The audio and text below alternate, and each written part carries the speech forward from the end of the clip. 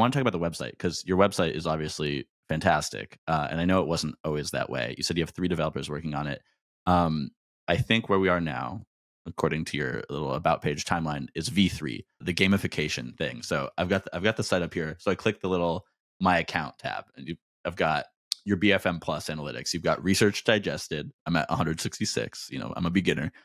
Studies completed, UX bytes seen, cheat sheets completed, psychology studied, and then you've got your little streak. And I'll say, like, before I hand it back to you, it reminded me of like a Duolingo kind of thing in terms of learning, but much better. I hadn't used Duolingo for a long time. I'm going to Germany in like a month and trying to brush up my Deutsch. So I re-downloaded Duolingo, and it's awful. It's like it just feels like I've got Tetris on my phone for like if I'm on a flight and I'm just want to play a little Tetris, but I play that, and then it's like you do a round, and there's like these 3 ads, and there's for such terrible products, and that's what Duolingo is now. It's a it just feels like a phone game and not an educational tool. So this is a rant only loosely related to your gamification, which is much less annoying and kind of charming. So tell me about when you put that in, and what was the thinking around slightly gamifying your site?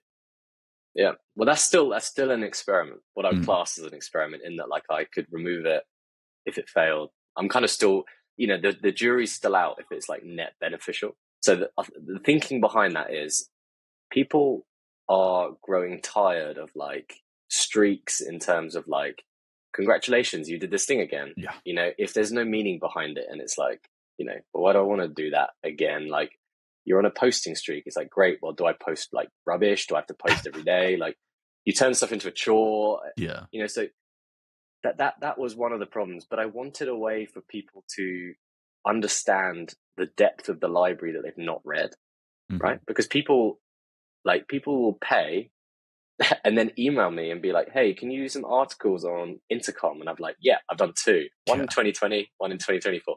Well, And it's and like, having the not their, the hours of research, I think, is what really gets at this too. Where it's like I've put so much work into this. Like, trust me. Like, and this is you saying, like, look, this is highly valuable stuff. Like, you can read in 10 minutes what took me 50 hours.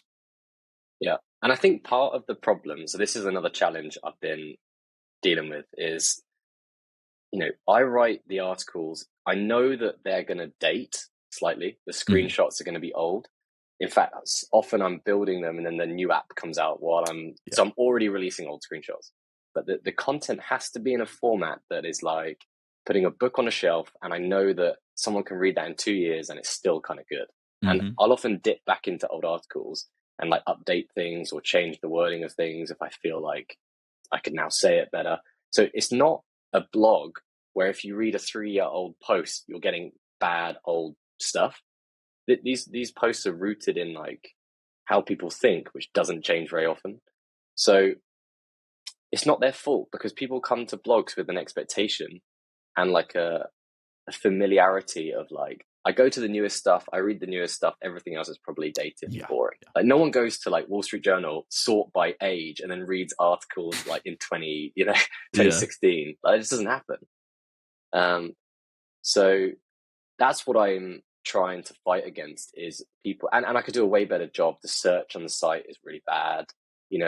There needs to be a better way of finding content, because the other thing is, how do you know you want to click on that Intercom article? Most Mhm. people aren't super interested in Intercom, but they want to know what I'm discussing in that article. So yeah, there's a lot of like questions there. But so the gamification element is more, so when people are like, oh God, have I read everything? They can see it's like, Yeah. hey, there are like hundreds of UX experiments waiting for you to look at.